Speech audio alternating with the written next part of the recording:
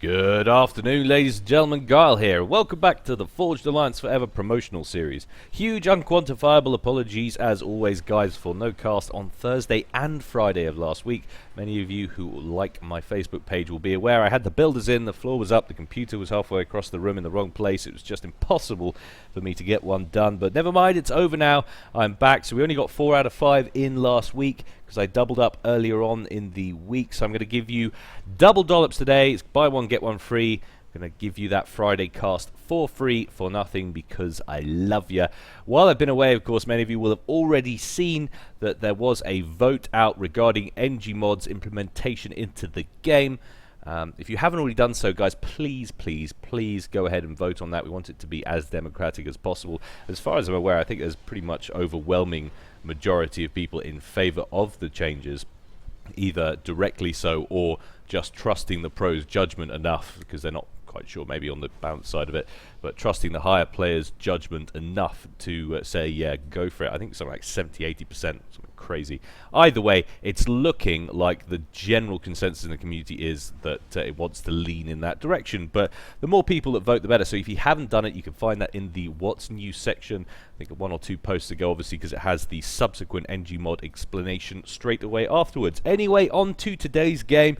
It's going to be a custom 1v1. It's going to be an all UES affair, and it's going to take place on Blasted Rock. The guys, the fellas, the dudes are gating in as we speak. So let's head on over to the game zone and see how they're going to get on. Blasted Rock, of course, needs little or no introduction, but our players do. I'm going to take a look at their starting locations. Down here in the blue corner, going Seraphim, it's UES's Schbinden, opening first land, and being cryptic about what he's going to do next. Couple of P-gens, all very standard. No second factory for us to tell just as yet. And up here at the top right, his opponent in the red corner, going Cybrin, is UES's Iron Tony. I'm going to be calling him Tony for short, because that's a hell of a lot easier. It sounds quintessentially English. I don't know if he is, but I don't know. Well, I suppose it's not, isn't it? Anthony, Antonio, he's Italian. Well, I don't know. Could be from anywhere, but wherever you're from, I hope you forgive me for wasting this time. So here he is. He's standing up here at the top right. He's opening first land, second land.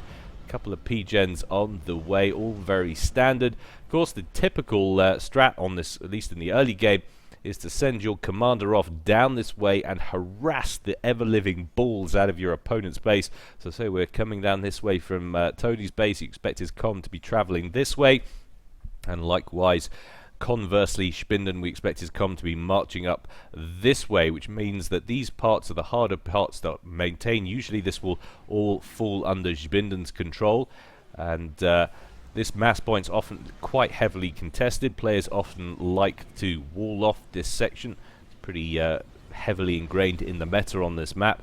Try and stop any of their opponent's units getting in there, disrupting the NG's flow. But right off the bat, we've got a Selen going straight past an NG from Tony. Lovely little reclaim maneuver there, definitely on the ball. Likewise, over here on the left-hand side, Mantis versus Tham. Mole gets zapped by reinforcing Tham, and finally, that Mantis goes down with 16 hit points left on the original Tham. Very nicely done, and the important thing is, of course, this engineer is still alive, and so the hopes of early expansion up into this area of the map are still alive with him. All very exciting. See a whole bunch of early land factories queued up for Schbinden, so he's getting land spam on in a big way. No air factory as yet, but look at this from Tony, getting the harassing units in here as early as possible. He's going to be expecting an engineer to come in here and probably get walling off goodness knows what, but if his Mantis and his Mole is already there, he will be ready for him. And likewise, similar maneuver, that 16 HP Tham is probably going to snag an engineer just after it's managed to grab a mech, but oh no, he hides behind the hydrocarbon and he's not getting things done. That was cataclysmic error in judgment going behind the construction of that building. So Mantis turns up to save the day. Engineer still going about his business, all happy as Larry, whoever Larry is. And Tony making his move with his ACU right towards his opponent's base, mirrored of course by Schbinden, who has a few more units accompanying his ACU than Tony does. Tony's funneling his units more down this way, obviously wanting to guard against the inevitable attack on this side. And I actually kind of like the strat more. There's going to be very little on the field too early to threaten an ACU, so why not have the majority of your units held back to try and defend your base. But Schbinden's pushing very hard indeed here at minute 4.5. Whole bunch of units with him. He's got a couple of Zuis in the mix there as well, so structures are going to be in danger, and rightly so. US Tony gets to work on an auto gun that's just going to get finished in time. ACU from Schbinden starts to focus on some of the build capacity in the area, but he's not going to want to hang around for too long, I shouldn't think, shedding far too many hit points unnecessarily. But he does snag all 6 of those engineers, which is incredibly irritating for Tony. And a lovely little run by as well into the back of the base from Schbinden. Hasn't got any Zuis in that mix. It's all Thams and a Selen, so it's going to be hard for him to cause any real damage to these buildings. Now the Mantis has turned up from Tony's camp. Should be able to deal with those before any of the mexes get taken down. Meanwhile, over on the left-hand side, Tony has gone Rambo in Schbinden's base. ACU just running rampant. He's taken down 1 mex, a couple of P-gens, and what looks to be about at least 3 engineers and a Tham. To make that 2 Thams now as he's moving out, and a Zui as it comes out. So very nice little harassment there. And actually, I'd say that was probably more successful than Schbinden's little push. And he went in with just his ACU, because, of course, there was nothing in that base to defend for Schbinden. It was all being funneled up this right side, mirroring the ACU, who's now making another push forward towards Tony's base. Of course, no auto gun here. Now that's been taken out from the last push. Very nice for Schbinden if he could score a factory kill here, but there's an awful lot of Mantis on the field, and he's down into the yellow around about 9,000 HP, so he doesn't want to push this too hard. He's just kind of microing around, trying to thin out the numbers of Mantis on the field, but I really wouldn't overextend, dude. Down to around 7,500 HP, brings his own units in to reinforce. Tony's forced to feign backwards. Want to get over committal there, and you can see this little Mantis done his job down here. Still no Hydro or mechs in this bottom left hand corner for Schbinden, and now this time a Tham has been dispatched to try and deal with that. Question is, the Mantis actually going to get the better of him? I think he probably is, just about. And he's going to have to send another unit down there before he can make any play. But look at this, Tony has brought his ACU back from the top section of the map to fight on this side. So now we've got a ACU on ACU battle with now pretty even armies on both sides on this corner of the map. So it'll be interesting to see who, if any of these 2 guys, funnels troops onto the top side of the map, because that could prove crucial in the long game if this game goes the distance. Tony making some progress now, pushing after this group of units and Schbinden's ACU. Tony with 8,500 HP. About pretty much the same actually from Schbinden. Of course, is still showing yellow because it's percentage of, not actual HP, what dictates the color coding on the health bars. Now Mantis pursuing groups of Thams that have come right the way around the top of the map. Both these guys hovering around the 15 or so mass mark when the reclaims aren't in action. But now Tony looking very thin on the ground indeed, with just a handful of Mantis in the area, and Schbinden's looking to push northeast with the whole body of troops and his ACU. Tony kind of skirting in the same direction, doesn't want to get caught up in too much of this spam. He gets jostled around, it could prevent him from getting back to base, and that seems to be Schbinden's plan for now. He's swarming the ACU of Tony as best he can, shedding some of those HP as Tony retreats back a little bit. He's very thin on the ground in units indeed, but that's because he's been upgrading in tech. That's where those resources have gone. He has T2 land. See how that's mirrored over on the left side. Well, actually, for the moment, it's not. There is no T2 land factory on the ground for Schbinden, and there isn't currently one upgrading either. So there's going to be an advantage on tech. The question is, has Tony given up too much ground? I don't think he has. It's almost exactly even on eco, except the fact that Tony seems to have about double the amount of power that Spinden's got, and that's the extra hydrocarbon. He's got one in both of these two pockets, and Spinden's still yet to control this little nook down here. However, this time he's coming in with a Zooey and Slen, and finally that little pocket is cleared. Still ACU on ACU action, and there's quite a lot of Zooeys in this mix down here, so Tony needs to keep on the move, doesn't want to take too many shots from that. Thin out his HP quicker than you can say anti-distinctly minty. We've actually got some rhinos on the field as well, or at least one, so starting to see the impact of that tech increase. Is Spinden going to respond? Are we going to see an upgrade on any of his factories go down? Not for the moment. He's still relying wholly on T1. He hasn't been phased by that tech upgrade just yet. And once again, Tony thin on the numbers. Take a look at the energy storage on these two guys. So we've got 9,000 for Tony and 9,000 for Spinden. Both of these guys have overcharge available to them, but in all of these engagements for the moment, Tony seems to be coming out worse off, and that's with the tech advantage as well. However, he's starting to get multiple rhinos in the mix now. That could prove useful in turning the tide of this as we pass the 12-minute mark in this game. A few units on the top side for Spinden, just feigning backwards and forwards. Tony having to move a few units up there to discourage him from pushing up any further. But once again, Spinden moving forward with his ACU. Tony going to engage immediately, not going to be bullied around by this guy. That's a lot of units on the ground for Spinden. Lovely overcharge there from Tony, taking out at least 3 units at a time. So he is definitely overcharging. Another lovely overcharge there. Another 3 units down. Spinden pushing quite heavily with his ACU. The odd overcharge in there himself.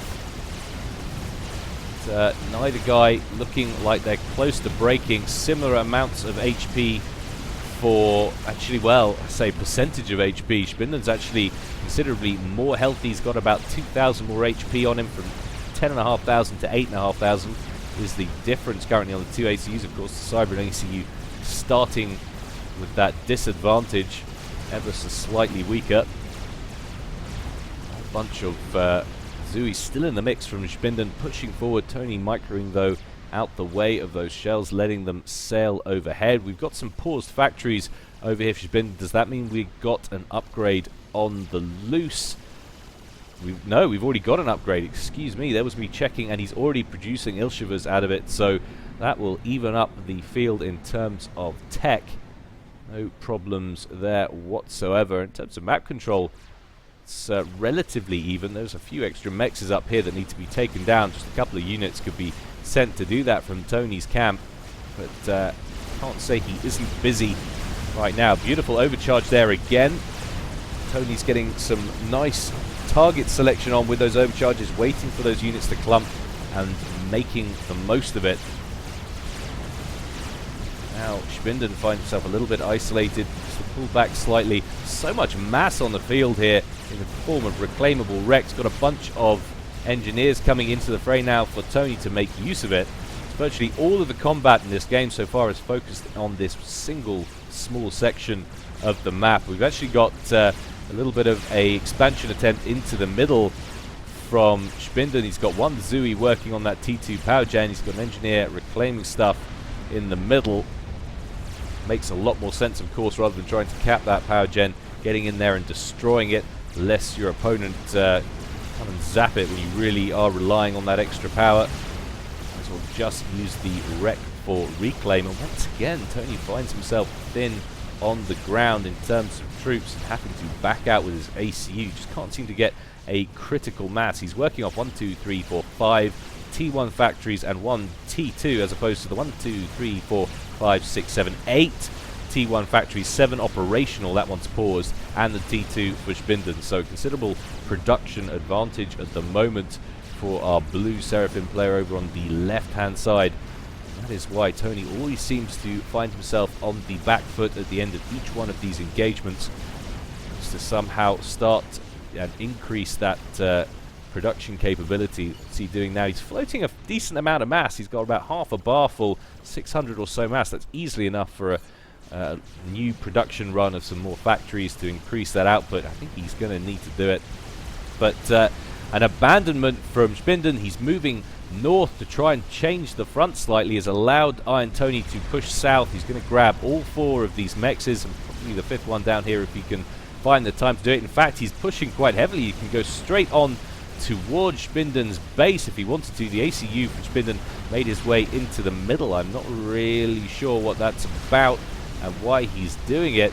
Got a bunch of units pushing on the top though, and he's definitely winning on that upper front, not over-committing. I don't see why he doesn't want to push a little bit harder. He could definitely get into the base from where he is at the moment. Yes, there are a couple of rhinos on the field. Actually, I beg your pardon, there are at least 4 rhinos on the field versus what looks like 4 Ilshivas. But now he's coming to join it with his ACU. He could make a dent, and I certainly think Tony could do with pushing on to the main base. We've actually got an air factory in play now, so Spinden, the first player in this game to make the transition into air, not currently building anything from it at the moment. And now we've got a little run from Tony into the main base, starting work on this forward factory, the most exposed one as he comes in, and a whole group of spam has had to be pulled down from Spinden. And of course, it's one of the things about these smaller 5k maps, it's so easy for bodies of troops to get back in play. Might have been worth Tony sending a unit or 2, some Mantis or something, down into this pocket, kill that engineer that's building wall sections, and actually go after that Mex and hydrocarbon. But nice fracas brewing at the top here. Spinden looking like he's pulling out right until the moment when his ACU turns up and starts swatting those rhinos that are out front. Still managed to keep most of those Ilshivas, 3 out of, actually no, all 4, sorry, still in play. So looking pretty healthy. Such strong ACU play from both these players. A little bit above average Joseph, both these guys. Well, low 1600s-ish, so just a snifter above Joe status, but both playing like high 1900 players at the moment, looking very strong indeed. And backing out, there's a bunch of rhinos come in, and Ilshivas coming in, focusing initially on the Mantis, wanting to expend any unnecessary firepower on the ACU. They can't get a kill this early on, especially not with Tony looking this strong. He's up to 14,000 HP or so, full bar. Loads and loads of T1 and T2 streaming north, the bottom section of the map. Tony just seems perpetually thin on the ground. He still hasn't managed to sort things out. He needs to somehow increase the amount of factories he's working off. He needs to do it without letting up on the production side of things. We'll see how he's doing. Still floating a little bit of mass, but not a great deal at all. He's got a lot of build capacity around that T2 factory. Incidentally, that's one of the things NG Mod's trying to change. Beautiful overcharge there from Tony. It's to end up with more T2 factories or T3 factories rather than just one key T2 or T3 factory with a billion engineers around it. Of course, that's not to say you can't still operate like this if you want to, so it's all exactly the same. Beautiful overcharge there. So Iron Tony scoring serious kills with his ACU. 122 kills on Iron Tony's ACU. Spinden not too shabby as well. He's sitting on 94. Very strong play indeed. Neither of these players talking to each other or saying anything. It's 100% focus and an attempt to get a T2 PD down, but that was a little bit optimistic. One push from the Cybrans. Engineer goes down along with the structure it was building. But still in control of this pocket down here, and really would like to see that engineer go down, grab this Mex and capture that one at the bottom. Successful wall-off attempt now at the bottom, so it's going to need something to blast through that if they're going to, or if Tony's going to manage to grab that Hydro or Mex again. And now Spinden just hovering in the middle, getting inside this central crater. Actually picked up one of the mexes in here. You don't often see players bother with the middle mexes in Blasted Rock. So much of the play takes place on the fringes of the map. Schbinden looking quite overwhelmed here. Just to pull back, he's got no real support in the area. Started to produce some mobile missile launchers in the fray. I'm not really sure that that would be my choice for strategy, but a bunch of T1 bombers coming in now for Schbinden, and of course still no air factory from Tony, and I like that play. He hasn't let on at all that he's been transitioning into air whatsoever, so Tony has had no idea that that was coming, and he's down to around 9,000 HP. There are no interceptors, not going to be any coming anytime soon, but he promptly switches up to mass Sky Slammer production. Of course, that's the one thing about engaging Cybran with T1 air next to land factories. The Sky Slammer is not a huge switch up for Cybran because, of course, they've got a toggleable attack land ability. They only do 5 DPS less than a Mantis. About the most cost-effective unit in the T1 band as far as I'm concerned. Beautiful overcharges there. Tony's still going strong with those. Up to 143 kills on that ACU. Bunch of rhinos still in that top group of units, ploughing into those Ilshivas and the mobile missile launchers. But now Schbinden's focusing quite heavily on Tony's ACU. It's around 8,800 HP, and of course 17,250 for Schbinden. Does he have any upgrades on that, or is that all veterancy? What are we looking at here? No upgrades whatsoever. That is pure veterancy HP. Schbinden promptly control K's all of his factories. He'll be sapping those up for mass, and that's why he's going straight for T3. I love it. Doesn't feel like the spam is working for him right now. He's going to switch it up and go straight to tech, but this is going to be a crucial moment. Look at the amount of units that Tony's got on the field. Absolutely critical moment. If Schbinden can't hold this attack off, he is going to lose here and now, and it depends how long Tony takes to engage. He may feel a bit discouraged by the static state of play of this game over the course of the last 20 minutes or so, as we just passed the 25-minute mark. And 4 of those factories reclaimed.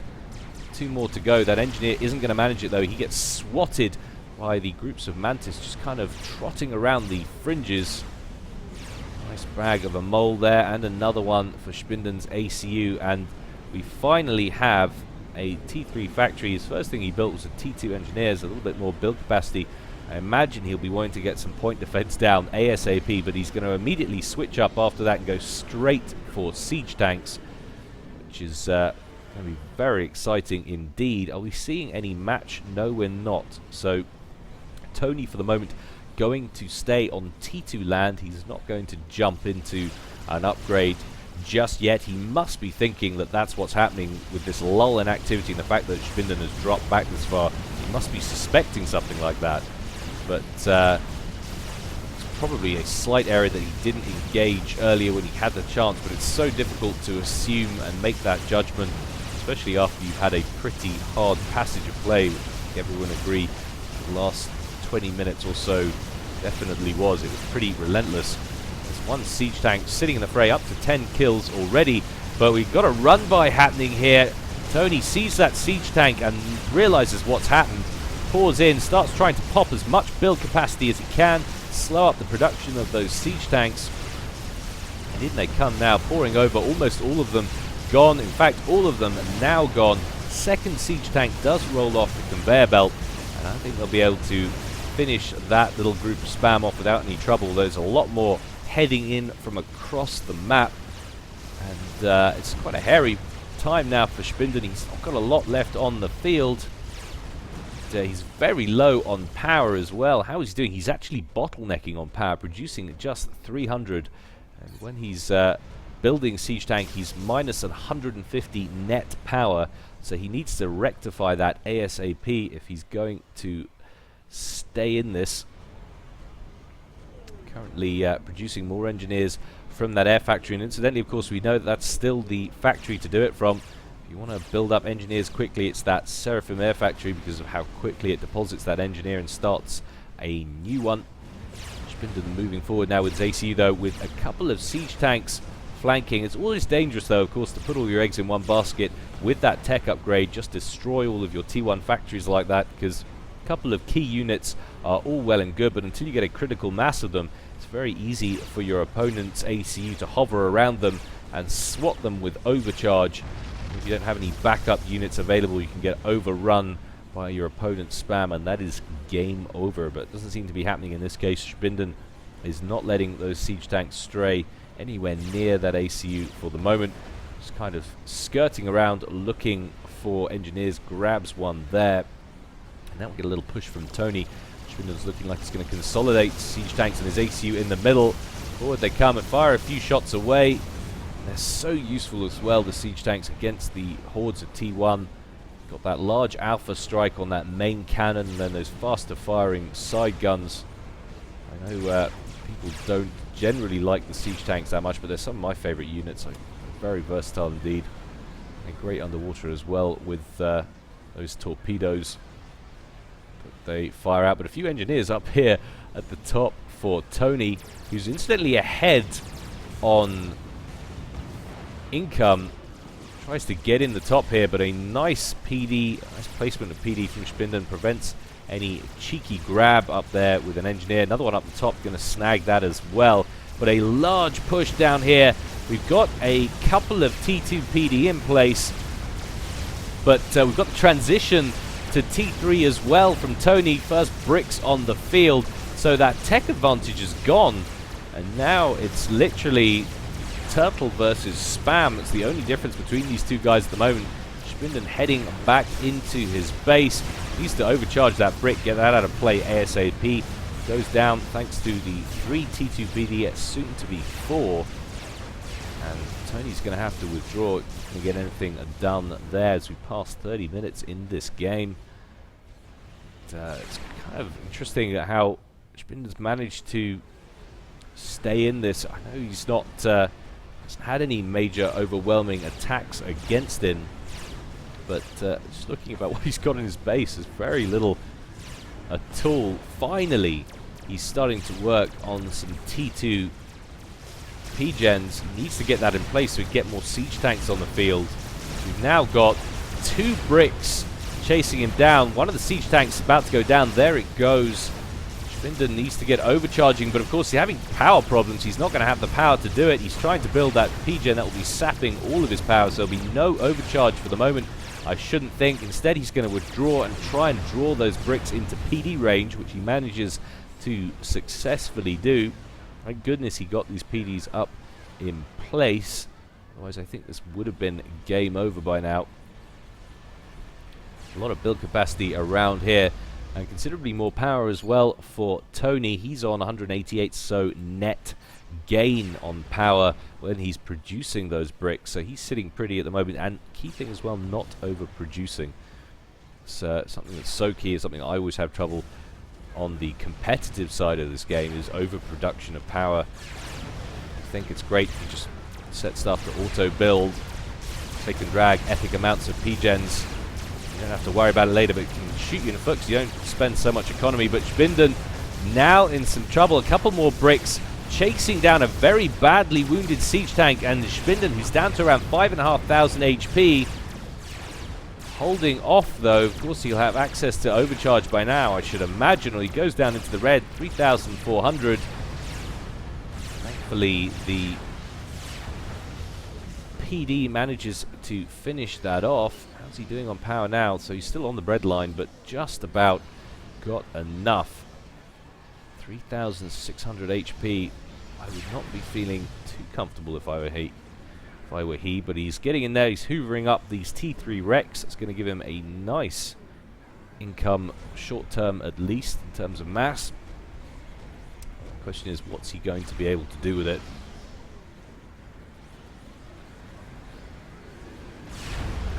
That, I don't believe it. We've got T3 artillery, Southanus, and that's going to be all kinds of problems for Tony's Spam. Still producing it in amongst these bricks, but Spinden down to 1,600 HP there. Gets back inside the shield, gets an overcharge in. Nicely done, but the shield finally collapses. In fact, that was due to power, so still power problems plaguing Spinden. Needs to get a handle on it ASAP. Get another one of those T2 P-gens in place. Still no T2 power in there for Tony, however. He's got a lot of T1s in place.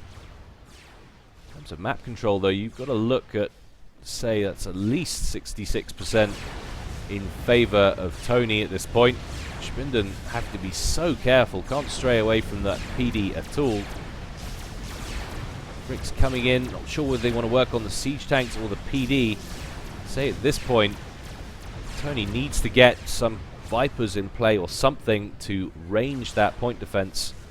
It's probably the only way he's going to do it at the moment. And if he could do it now while there's still power issues for Spinden, that would be ideal. I don't think he's going to get it in time, though. It'll be too long before that P-Gen is online. That will be the end of power problems for the moment for Spinden.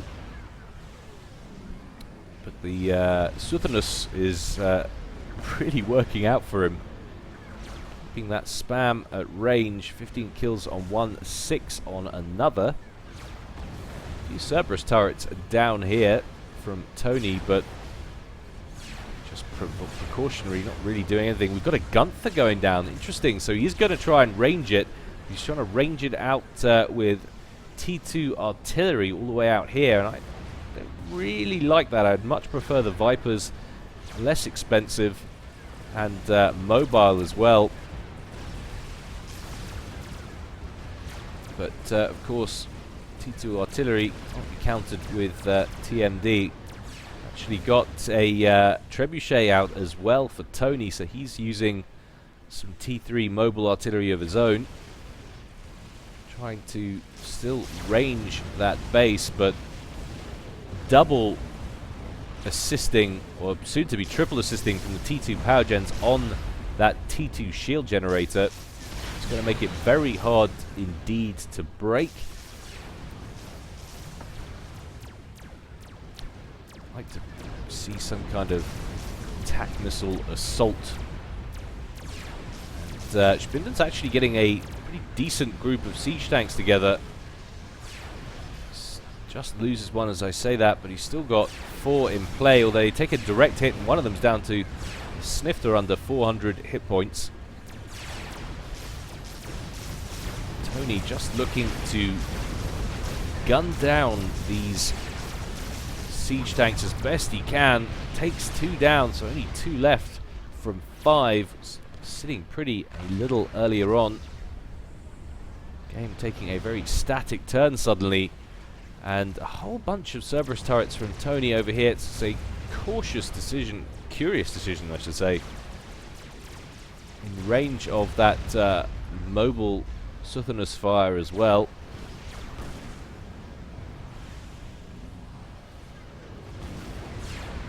Still that shield on 90%. Every time a volley comes in, promptly recharges, but getting huge quantities of T1 kills. Spinden now with these mobile artillery pieces. And for the moment, Tony seems really unsure of how to crack this turtle that suddenly appeared out of nowhere. In the course of 5 minutes or so, suddenly grabbed shield generator, triple assisted it with T2 power generators, whacked some PD down, and has some T3 mobile artillery into play. Rebuilds his air factory, so we're seeing a unit switch into more of an air game for Spinden. And still no air factory from Tony, which is kind of curious. Even just a few jesters while all of this was going on. He could have got in here, taken down mechs, radar, and both of the hydrocarbons, and that really would have ended the game. Spinden would have been critical on power. It would have been so much harder to get these T2 power gens in play, and he would have had no way of producing more siege tanks to fend off against these bricks. And of course, hindsight and full map sight is a wonderful thing. Very easy to be smart when you can see the whole battlefield, and you have the benefit of hindsight. And he's not actually doing too badly on this shield now. 40% at the moment, down from 90, looking a lot better. How many trebuchets are we talking here? Just one? It's quite curious. Second one rolls off the factory. Any Gunthers in play anywhere? Seems like shield's suffering unnecessarily. Trebuchet sure to be out of play soon. There was a Gunther there as well, so he did manage to finish it. That's gone down. Trebuchet in bad shape, 150 HP. And finally, that shield could be about to collapse, but there is a second one right next to it, which is in the process of getting an upgrade to T3. Shield goes down, but the second one covers those shield gens. Sorry, those P-gens and the shield gen very nicely. I think by the time that looks in danger of falling, one will be up and running. Yep, there it goes. Pa-ching. So still Spinden in this. Needs to somehow work out how to get some more map control. Grabs a couple of these bricks up here, and he's going to continue heading north. Grabs a mechs and engineer, another mechs and engineer vulnerable there, and a T2 one back here. This would be a high value target if he can pick it off. He's going to engage it. That just knocked a hole in Iron Tony's eco to 57 mass.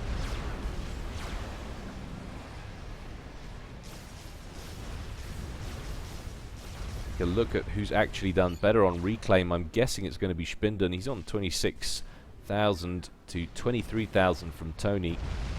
So 58 income-ish for Tony, and it's possible to sell what Spinden's on because he's consistently reclaiming at the moment. Keep an eye on that. But I go out on a limb and say, despite the map control that Tony has had, Spinden's going to be ahead, I think. Got several T2 mass all over the place at the back here. Got a few extended T1s. Tony hasn't bothered to upgrade those, and I can sympathize as to why. They are rather exposed, and look at how the tide has changed. Got a few bricks up here and a few down here, but in terms of the dominance that Tony's had over the course of this game, the last kind of 20-30 minutes, that's slipped away, and a whole bunch of Southerners moving forward, bombarding that group of units up at the front. I like the fact that we've got a shield gen, a Mogul shield gen in play. That's going to help Spinden move around the map and keep him safe as he does so. Still some trebuchet action working in the middle from Tony as we pass the 45-minute mark in this Blasted Rock game. Don't always see that. So it is a major arty-fest at the moment. Don't always see that either. And it's funny, Sopcom has a knack of doing this when you get a game switching into a different mode like this. Can really throw off your opponent. But look at this, a whole bunch of T2 gunships now heading over to the right hand side. The question is, what's the target choice? It looks like it's the ACU going straight in after Tony. He's heading north to try and get in amongst the factories. I imagine he'll be producing Sky Slammers as best he can. Down to around 12,000 HP. There's not that many gunships there at all. We've got a lot of T1 anti-air turrets being spammed up as fast as is humanly possible. Tony's still got around 8,500 HP. Gunships starting to get popped now. A couple down. About 4 or 5 left. We've got another one coming in to reinforce. Tony down to 5,500 HP. 2 more dropping down as well. A fighter bomber in the mix, but that's just not enough to take Tony out at this stage. He's still sitting okay on around 5,500 HP. Fighter bomber coming in to get a bomb away, takes it down to 4,300 or so. Another one coming in as well. Doesn't manage to get his bomb off this time though. Tony seems safe for the moment, and he won't be allowing that to happen anymore. I imagine he'll be spamming the defense, but it was a nice little maneuver there. That keeps Tony on the defensive, and you look at what was 66% of the map in terms of map control in favor of Tony. That's dropped significantly. Say it's about both guys have around 30% of the map, with 30% unclaimed, 33% of the map. And those Southerners working so well still for Spinden. 26 kills, 38 kills, 60 kills, 62 kills, 28 kills, 64 kills. And, rather unnecessary maneuver forward. A bunch of loyalists in the mix there for Tony, just getting swatted by a combination of the siege tanks and the rearguard fire from what is now quite a nasty battery of T2PD back at Spinden's main base. And finally, Spinden is moving forward. He feels like he's in a decent position. He's going to just start plowing through that T1, which is completely outmatched at this stage in the game. Two loyalists up front here. It's a grisly bunch of siege tanks accompanied with some shield protection, although not managing too well to keep those tanks under the shield for the moment. Could do with just engaging, really. More bricks coming off the conveyor belt from Tony. And still looking pretty healthy here. And the shield gen's in good shape as well. 98% shield coverage. Or shield strength. Quick primary focus from these siege tanks could deal with that brick in no time. Southerners move forward, and this will really hurt Tony. If those Southerners get in range of all the build capacity around this T3 factory, that's surely going to be game.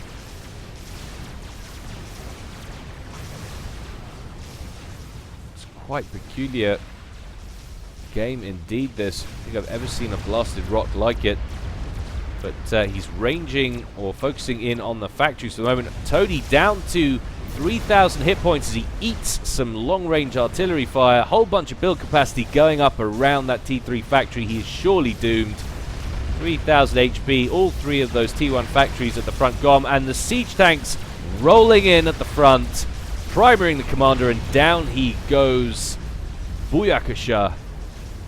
Nice win there for Spinden. Commiserations, Tony. It looked like you had the game at one point. If he'd have just pushed when he had the chance, maybe at the beginning, he could have possibly, and I do stress that, possibly, pulled out a win there.